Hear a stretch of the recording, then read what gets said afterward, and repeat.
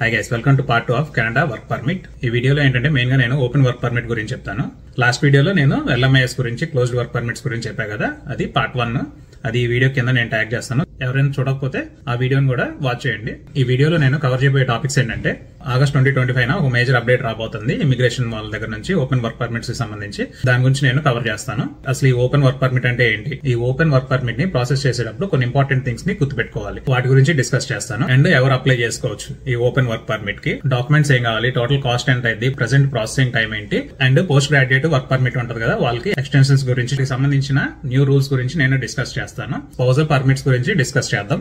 Final గా step by step total application process గురించి కూడా నేను చెప్తాను అనమాట. సో వీడియోని చివరి వరకు చూడండి. ఇంటర్నేషనల్ స్టూడెంట్స్ గానీ, గ్రాడ్యుయేట్స్ గానీ, లేదంటే PR అప్లికెంట్స్ గానీ, స్కిల్డ్ వర్కర్స్ కి, ఐస్ అప్లికెంట్స్ ఉంటారు కదా, ఇంటర్నేషనల్ ఎక్స్పీరియన్స్ కెనడా అప్లికెంట్స్ ఉంటారు కదా, వాళ్ళు కూడా ఈ వీడియో బాగా ఉపయోగపడింది అనమాట. Welcome to my channel Krish 2H. మన ఛానల్లో రెగ్యులర్ గా ఇమిగ్రేషన్ అప్డేట్స్ కానీ, లైఫ్ ఎలా ఉంటుంది కెనడాలో దాని గురించి, అండ్ జాబ్ మార్కెట్ ఎలాగుంది, వీటన్నిటి గురించి కొంచెం రెగ్యులర్ గా నేను అప్డేట్స్ ఇస్తా ఉంటాను. నేను మీకు ఇచ్చే అప్డేట్స్ ఏవైనా కానీ నేను పర్సనల్ గా రీసెర్చ్ చేసి అండ్ వేరే ఎక్స్పర్ట్స్ కొంతమందిని మీట్ అయ్యి వాళ్ళతో డిస్కస్ చేసి తెలుసుకునే ఇన్ఫర్మేషన్ మీకు చెప్తా ఉంటాను. సో మీకు ఎప్పుడైనా అప్డేటెడ్ ఇన్ఫర్మేషన్ కొంచెం ఫాస్ట్ గా కావాలంటే కనుక మన ఛానల్ ని రెగ్యులర్ గా చూస్తూ ఉండండి. So let's go into the video. So open work permit. ఈ ఓపెన్ వర్క్ పర్మిట్ అంటే ఇది ఒక temporary work authorisation. Foreign nationals ఎవరైనా కానీ కెనడాలో వర్క్ చేయడానికి 6 months నుంచి 3 years వర్క్ ఇస్తారు. అండ్ ఇది ఎక్స్పైర్ అయిపోతున్నప్పుడు మీరు ఎక్స్టెండ్ కూడా చేసుకోవచ్చు. ఈ ఓపెన్ వర్క్ పర్మిట్ వల్ల మీకు అడ్వాంటేజ్ ఏంటంటే, జాబ్ ఆఫర్ గానీ, LMIA గానీ ఏం అవసరం లేదనమాట. కెనడా మొత్తంలో మీరు ఎనీ ప్రావిన్స్ లో వర్క్ చేసుకోవచ్చు అండ్ ఎనీ ఎంప్లాయర్ కి మీరు వర్క్ చేసుకోవచ్చు అనమాట. దీంట్లో మీకు మాక్సిమం ఫ్లెక్సిబిలిటీ ఉంటుంది. ఎందుకంటే మీరు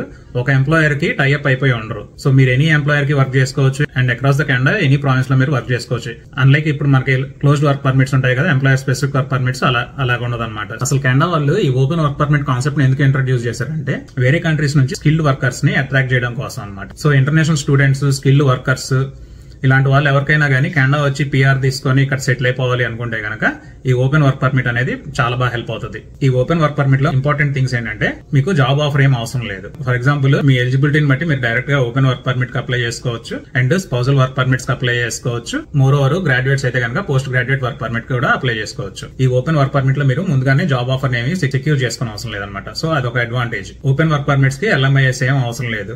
మీ ఎంప్లాయర్ ఏం ప్రూవ్ చేసుకునే అవసరం లేదు. మాకు లేబర్ షార్టేజ్ ఉంది, అందుకని మిమ్మల్ని ఇండియా నుంచి వేరే కంట్రీ నుంచి తెప్పించుకుంటున్నా అని మీ ఎంప్లాయర్ కూడా ఏం ప్రూవ్ చేసుకునే అవసరం లేదు. ఇంకొక మోస్ట్ ఇంపార్టెంట్ ఫీచర్ ఏంటంటే, ఈ ఓపెన్ వర్క్ పర్మిట్స్ లో మీరు కెనడాలో ఎనీ కెనడియన్ ఎంప్లాయర్ కి వర్క్ చేసుకోవచ్చు. ఎక్సెప్ట్ ఎవరైతే కొంతమంది ఇనెలిజిబుల్ అని ఉంటారు కదా, ఎవరైతే ప్రీవియస్ గా రూల్స్ అండ్ రెగ్యులేషన్ సరిగ్గా ఫాలో కాకుండా LMIS లో గానీ అలాంటి వాటిలో ఇష్టం వచ్చిన టీచర్స్ ని ఫెయిల్ అయిన వాళ్ళు ఉంటారు కదా, వాళ్ళకి వర్క్ చేయకూడదు. అండ్ కొన్ని రిస్ట్రిక్టెడ్ ఫీల్డ్స్ ఉంటాయి, లైక్ ఎస్కార్ట్ సర్వీసెస్ గానీ, మసాజ్ సర్వీసెస్ గానీ, అలాంటి వాటిలో కూడా మీరు వర్క్ చేయకూడదు అనమాట. సో నెక్స్ట్ వచ్చేసి అండర్ 2025 కొత్త అప్డేట్స్ ప్రకారం ఎవరు ఈ ఓపెన్ వర్క్ పర్మిట్ కి అప్లై చేసుకోవచ్చు. ఎవరైతే spouses and common law partners of international students. దీంట్లో ఏంటంటే ఇప్పుడు most of the study levels ని ఇంక్లూడ్ చేసేసారు. అంతకుముందు అన్ని స్టడీ లెవెల్స్ లేవు. సో ఇప్పుడు ఏంటంటే most of the study levels include చేశారు. సో వాళ్ళందరూ అప్లై చేసుకోవచ్చు. And spouses and common law partners of skilled workers అనమాట. ఏ యూనివర్సిటీ టియర్ లో ఉన్నా పర్లేదు, వాళ్ళందరూ అప్లై చేసుకోవచ్చు ఓపెన్ వర్క్ పర్మిట్ కి. ఇంటర్నేషనల్ స్టూడెంట్స్ గ్రాడ్యుయేట్ అయ్యగానే అప్లై చేసుకోవచ్చు. And post graduate work permit లో ఉంటారు కదా, వాళ్ళ ఎక్స్టెన్షన్ ఉన్న వాళ్ళు కూడా మళ్ళీ అప్లై చేసుకోవచ్చు దీనికి. అండ్ ఇన్లాండ్ అప్లికెంట్స్ ఉంటారు కదా, అంటే కెనడాలో ఉండి PR వేసుకుంటాం కానీ, లేదంటే ఎక్స్ప్రెస్ ఎంట్రీలో వచ్చే వాళ్ళు కానీ, అగ్రికల్చర్ సంబంధించిన పైలట్ ప్రోగ్రామ్ ఉంది కదా, వాళ్ళ స్పౌసెస్ కూడా ఈ ఓపెన్ వర్క్ పర్మిట్ కి ఎలిజిబుల్ అనమాట. ఇంకా చాలా మంది అప్లై చేసుకోవచ్చు, లైక్ IEC పార్టిసిపెంట్స్ కానీ, రెఫ్యూజీస్ కానీ, ప్రొటెక్టెడ్ పర్సన్స్, వీళ్ళందరూ కూడా అప్లై చేసుకోవచ్చు అనమాట. సో అసలు ఈ ఓపెన్ వర్క్ పర్మిట్ కి ఎందుకు అప్లై చేసుకోవాలి? ఇందాక చెప్పినట్టు మీరు కెనడాలో ఎనీ ఎంప్లాయర్ కి వర్క్ చేసుకోవచ్చు అండ్ ఎనీ ప్రావిన్స్ లో వర్క్ చేసుకోవచ్చు, ఎనీ జాబ్ వర్క్ చేసుకోవచ్చు. స్పౌజెస్ గానీ, ఇంటర్నేషనల్ స్టూడెంట్స్ యొక్క స్పౌజెస్ గానీ, లేదంటే ఎవరైతే వర్క్ చేస్తున్నారో వాళ్ళ స్పౌజెస్ గానీ, వాళ్ళు కూడా అప్లై చేసుకోవచ్చు. సో వాళ్ళకి వాల్యుబుల్ కెనడియన్ ఎక్స్పీరియన్స్ వస్తుంది. ఎవరైతే ఇంటర్నేషనల్ స్టూడెంట్స్ ఉంటారు కదా, వాళ్ళు గ్రాడ్యుయేట్ అయిన తర్వాత ఈ ఓపెన్ వర్క్ పర్మిట్ అప్లై చేసుకుని కెనడియన్ ఎక్స్పీరియన్స్ తెచ్చుకుంటే వాళ్ళకి PR కి చాలా హెల్ప్ అవుతుంది అనమాట. అందుకోసమని ఈ వర్క్ పర్మిట్ అప్లై చేసుకోవడం చాలా ఇంపార్టెంట్. ఈ ఓపెన్ వర్క్ పర్మిట్ వల్ల మేజర్ అడ్వాంటేజ్ ఏంటంటే, బ్రిడ్జింగ్ కి కూడా సూపర్ గా ఉపయోగపడింది. బ్రిడ్జింగ్ అంటే ఏంటంటే, మీ వర్క్ పర్మిట్ ఉంటుంది కదా, మీ వర్క్ పర్మిట్ నుంచి PR కి ట్రాన్సిషన్ అయ్యేటప్పుడు మీ వర్క్ పర్మిట్ ఎక్స్పైర్ అయిపోయింది అనుకోండి, అయినా కానీ మీ కరెంట్ ఎంప్లాయర్ కి మీరు వర్క్ చేసుకోవచ్చు, మీ PR డెసిషన్ తెలిసే వరకు. సో ఆ మధ్యలో ఉండే పీరియడ్ ని బ్రిడ్జింగ్ అంటారు అనమాట. 2025 ఆగస్ట్ లో ఓపెన్ వర్క్ పర్మిట్స్ కి కొన్ని మేజర్ రూల్స్ చేంజ్ అవుతున్నాయి. ఇది ఇంకా చాలా వెబ్సైట్స్ లో రాలేదన్నమాట. నేను ఎక్స్పర్ట్స్ ని కనుక్కొని చెప్తున్నాను. సో ఫస్ట్ పాయింట్ వచ్చేసి స్పౌజల్ వర్క్ పర్మిట్ సంబంధించిన రూల్స్ ని కొన్ని చేంజ్ చేశారు. ఇప్పుడు దాకా ఉన్న రూల్స్ ఏంటంటే ఎవరైతే హై స్కిల్డ్ వర్కర్స్ యొక్క స్పౌజెస్ ఉంటారు కదా, అంటే టైర్ 0 నుంచి టైర్ 3 మధ్యలో ఉండే వాళ్ళు ఉంటారు కదా, వాళ్ళ స్పౌజెస్ మాత్రమే ఓపెన్ వర్క్ పర్మిట్ కి అప్లై చేసుకోవడానికి eligible. And spouses of full time graduates గానీ పోస్ట్ గ్రాడ్యుయేట్స్ గానీ ఎలిజిబుల్ అనమాట. కానీ ఆగస్టు 2025 రాబోయే రూల్స్ ప్రకారం స్పౌజెస్ ఆఫ్ ఆల్ వర్కర్స్ ఏ టైర్ లో ఉన్నట్టు అంటే టైర్ 4 టైర్ 5 లో ఉన్న స్పౌజెస్ కూడా ఓపెన్ వర్క్ పర్మిట్ కి eligible. And spouses of full time post secondary program and any program చదువుతున్న స్టూడెంట్స్ యొక్క స్పౌజెస్ కూడా ఇప్పుడు ఓపెన్ వర్క్ పర్మిట్ కి ఎలిజిబుల్ అనమాట. దీనివల్ల యూజ్ ఏంటంటే ఫస్ట్ ఆఫ్ ఆల్ కెనడాలో ఫ్యామిలీ మొత్తం కలిసి ఉండొచ్చు అండ్ స్పౌస్ కూడా వర్క్ చేయడం వల్ల వాళ్ళకి ఇన్కమ్ పొటెన్షియల్ అనేది ఇంక్రీజ్ అవుతుంది అండ్ లైఫ్ అనేది స్టెబిలిటీగా ఉంటుంది. అండ్ సెకండ్ పాయింట్ వచ్చేసి పోస్ట్ గ్రాడ్యుయేట్ వర్క్ పర్మిట్ కి సంబంధించింది. ఇప్పుడు దాకా ఏంటంటే పోస్ట్ గ్రాడ్యుయేట్ వర్క్ పర్మిట్స్ లో డిలే చాలా ఎక్కువ ఉందన్నమాట. ఇప్పుడు ఆల్మోస్ట్ 60 to 90 days మధ్యలో పడుతుంది పోస్ట్ గ్రాడ్యుయేట్ వర్క్ పర్మిట్స్ ని ప్రాసెస్ చేయడం కోసం. ఇమిగ్రేషన్ కెనడా వాడు ఏం చేస్తున్నాడంటే ఏఐని ఇంప్లిమెంట్ చేసుకుంటున్నాడు. సో దీనివల్ల యూజ్ ఏంటంటే 60 to 90 days ఉన్న ప్రాసెసింగ్ టైం కాస్త 20 to 30 days మధ్యలోకి రాబోతుంది అనమాట. సో దీనివల్ల రీసెంట్ గ్రాడ్యుయేట్స్ కి ఏంటి యూజ్ అంటే వాళ్ళు ఆల్మోస్ట్ ఇమీడియట్ గా వర్క్ ని స్టార్ట్ చేసుకోవచ్చు. అండ్ సో ఏదైనా జాబ్ ఆఫర్స్ వచ్చినాయి గ్రాడ్యుయేట్ అవుతుంటేనే అనుకుంటే కనుక లైక్ క్యాంపస్ ప్లేస్మెంట్స్ గానీ అలాంటి ఏదైనా వస్తే కనుక లూజ్ అయిపోకుండా ఉంటారు అనమాట. ఎందుకంటే 20 to 30 days మధ్యలో వర్క్ పర్మిట్ వచ్చేస్తుంది కాబట్టి. థర్డ్ అప్డేట్ వచ్చేసి బ్రిడ్జింగ్ వర్క్ పర్మిట్ సంబంధించిన కొన్ని రూల్స్ ని కూడా ఎక్స్పాండ్ చేశారనమాట. ప్రీవియస్ గా ఉన్న రూల్స్ ప్రకారం Canadian experience class, Canadian skilled worker program కి సంబంధించిన వాళ్ళు and Canadian skilled trade program కి సంబంధించిన వాళ్ళు మాత్రమే బ్రిడ్జింగ్ వర్క్ పర్మిట్ కి ఎలిజిబుల్ అనమాట. కానీ ఇప్పుడు ఆగస్టు 2025 ఇమిగ్రేషన్ రూల్స్ ప్రకారం express entry French speaking streams సంబంధించిన వాళ్ళు, home child and support worker pilot programs, next వచ్చేసి agri food pilot program, rural and northern immigration pilot program కి సంబంధించిన వాళ్ళు, వీళ్ళందరూ కూడా ఇప్పుడు బ్రిడ్జింగ్ వర్క్ పర్మిట్ కి ఎలిజిబుల్ అనమాట.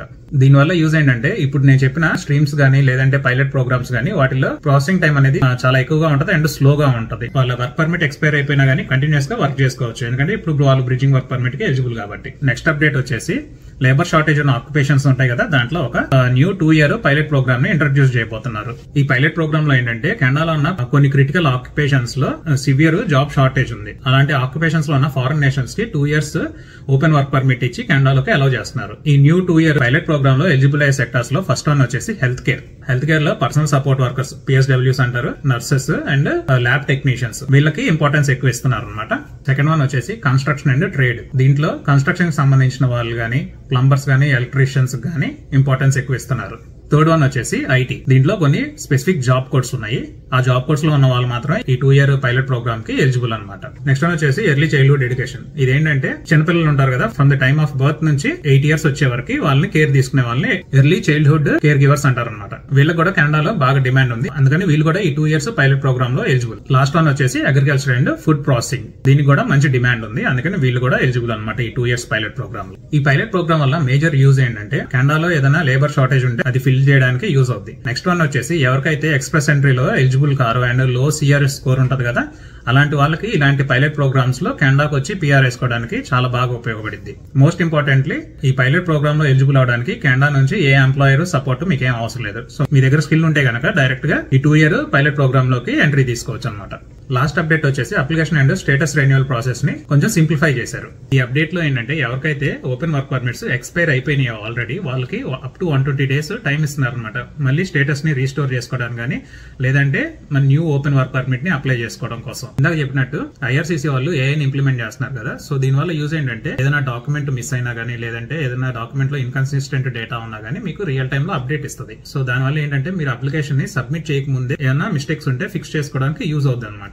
అండ్ వన్ మోర్ థింగ్ వచ్చేసి ఇంకో అప్డేట్ వచ్చేసి ఓపెన్ వర్క్ పర్మిట్ ని ఎక్స్టెన్షన్ చేసుకుంటారు కదా, అంటే మీ కండిషన్స్ లో మోర్ సిగ్నిఫికెంట్ చేంజెస్ ఏం లేకపోతే కనుక మీరు దీన్ని ఆటో రెన్యువల్ కూడా చేసుకోవచ్చు. ఇప్పుడు దాకా ఏంటంటే IRCC లో అకౌంట్స్ అనేది ఇంటిగ్రేషన్ లేదనమాట, అంటే స్టడీ గానీ వర్క్ గానీ PR అకౌంట్స్ అన్ని సపరేట్ గా ఉండేవి. ఇప్పుడు IRCC వాళ్ళు ఏం చేస్తున్నారంటే ఈ అకౌంట్స్ మొత్తాన్ని ఇంటిగ్రేట్ చేస్తున్నారు అనమాట. సో ఇలా ఇంటిగ్రేట్ చేయడం వల్ల మీ ఇన్ఫర్మేషన్ మొత్తం ఒకే దగ్గర ఉంటుంది. మీరు స్టడీ పర్మిట్ అప్పుడు ఏం డాక్యుమెంట్స్ ఇచ్చారు, వర్క్ పర్మిట్ అప్పుడు ఏం సబ్మిట్ చేస్తున్నారు అండ్ PR అప్పుడు ఏం సబ్మిట్ చేస్తున్నారు అనేది మొత్తం వాడి దగ్గర ఒకే అకౌంట్ లో ఉంటది. అండ్ దీని వల్ల యూజ్ ఏంటంటే మీరు బయోమెట్రిక్స్ కానీ మెడికల్స్ కానీ పోలీస్ వెరిఫికేషన్ కానీ ఏమైనా ఇవ్వాలి అనుకుంటే ఆల్రెడీ పాస్ట్ లో ఇచ్చేసి ఉంటే గనక అవన్నీ అక్కడే ఉంటాయి కాబట్టి ఒకవేళ ఎక్స్పైర్ కాకపోతే వాటిని యూజ్ చేసుకుంటారు. అండ్ IRCC తో కమ్యూనికేషన్ కూడా ఈజీ అయింది అనమాట, అన్ని ఒకే చోట ఉంటాయి కాబట్టి.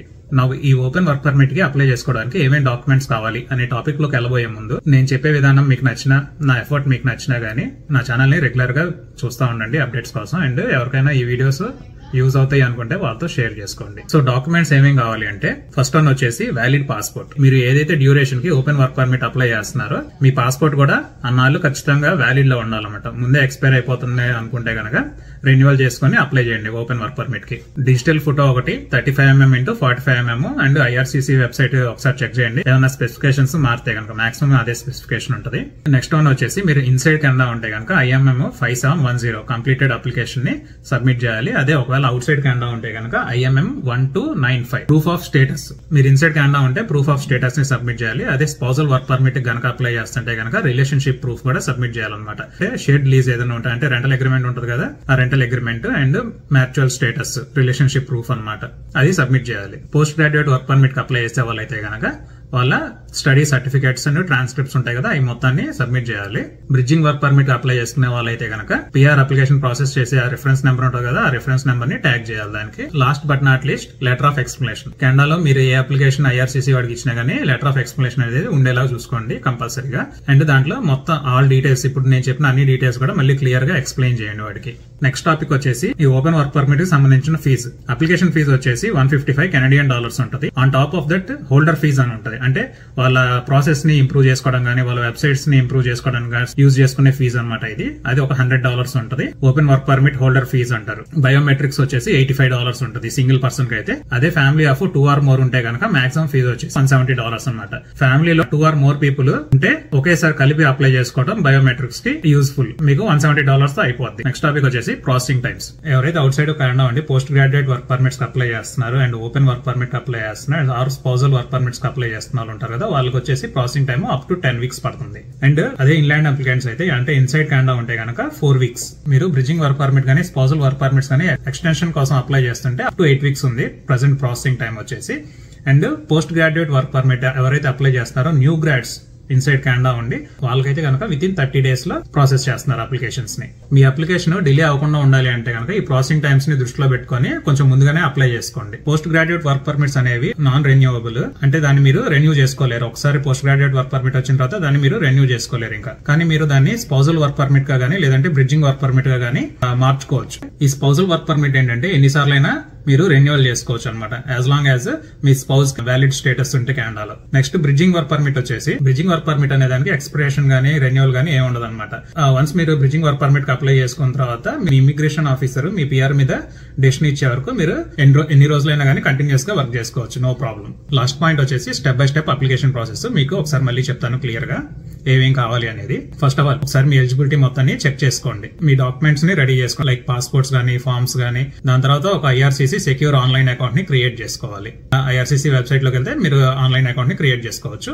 మీరు అవుట్ సైడ్ కెనడా ఉంటే కనుక IMM 1295 ని ఫిల్ చేసి పెట్టుకోండి. అండ్ ఒకవేళ మీరు ఇన్సైడ్ కెనడా ఉంటే కనుక IMM 5710. తర్వాత వచ్చేసి మీ visa fee which is $340. Work permit fee 155, open work permit holder fee వచ్చేసి 100 అండ్ బయోమెట్రిక్స్ ఫీజు వచ్చేసి $85. పే చేసిన తర్వాత మీ సెక్యూర్ అకౌంట్ లోకి వెళ్ళిపోయి ఆ డాక్యుమెంట్స్ మొత్తాన్ని అప్లోడ్ చేసి అప్లికేషన్ ని సబ్మిట్ చేయాలి. నెక్స్ట్ వచ్చేసి వన్స్ అప్లికేషన్ సబ్మిట్ అయిపోయిన తర్వాత వీసా అప్లికేషన్ సెంటర్ కు వెళ్లి మీ బయోమెట్రిక్స్ ని ఇవ్వాలన్నమాట. ఒకవేళ మీరు ఆల్రెడీ మెట్రిక్స్ ఇచ్చేసి ఇంకా వ్యాలిడ్ లోనే ఉంటే సో వాటిని రీసబ్మిట్ చేసుకోవచ్చు. ఆర్ ఆల్రెడీ మీ అకౌంట్ లో ఉంటుంది కాబట్టి మళ్ళీ మీరు వీసా అప్లికేషన్ సెంటర్ కి వెళ్ళి సపరేట్ గా బయోమెట్రిక్స్ ఇవ్వడం అవసరం లేదన్నమాట. మీ అప్లికేషన్ ప్రాసెస్ మొత్తాన్ని కూడా ఈ ఐఆర్సీసీ అకౌంట్ లోకి లాగిన్ అయ్యి చెక్ చేసుకుంటా ఉండొచ్చు. ఏదైనా అప్డేట్స్ ఉన్నా గానీ మీ దగ్గర నుంచి ఏదైనా ఎక్స్ట్రా ఇన్ఫర్మేషన్ కావాలన్నా గానీ ఆ అకౌంట్ లోనే మీకు ఇమిగ్రేషన్ ఆఫీసర్ అనేవాడు అప్డేట్ చేస్తాడు అనమాట. వన్స్ మీ అప్లికేషన్ మొత్తం ఓకే అయిన తర్వాత మీకు లెటర్ ఆఫ్ ఇంట్రొడక్షన్ అనేది ఒకటి వస్తుంది. ఆ లెటర్ ఆఫ్ ఇంట్రొడక్షన్ వచ్చిన తర్వాత మీరు కెనడాకి ట్రావెల్ చేసుకోవచ్చు. ఆర్ ఒకవేళ మీరు కెనడాలోనే ఉంటే ఈ లెటర్ ఆఫ్ ఇంట్రొడక్షన్ యూజ్ చేసుకుని మీరు ఓపెన్ వర్క్ పర్మిట్ కి అప్లై చేసుకోవచ్చు అనమాట. Physical copy of open work permit రావడానికి మీకు అట్లీస్ట్ 2 weeks అన్న పట్టుద్ది. సో వన్స్ ఈ physical copy of work permit వచ్చేసిందంటే కనుక మీరు సిన్ నెంబర్ కి అప్లై చేసుకోవచ్చు, హెల్త్ కార్డ్ కి అప్లై చేసుకోవచ్చు అండ్ ఇమీడియట్ గా వర్క్ చేయడం కూడా స్టార్ట్ చేయొచ్చు అనమాట. సో ఇది టోటల్ వర్క్ పర్మిట్ యొక్క ఇన్ఫర్మేషన్. అండ్ మీకు ఇంకేమైనా డౌట్స్ ఉన్నా గానీ నాకు కింద కమెంట్స్ లో చెప్పండి. నేను 100% ప్రతి ఒక్కరికి రిప్లై ఇస్తాను. Thank you very much.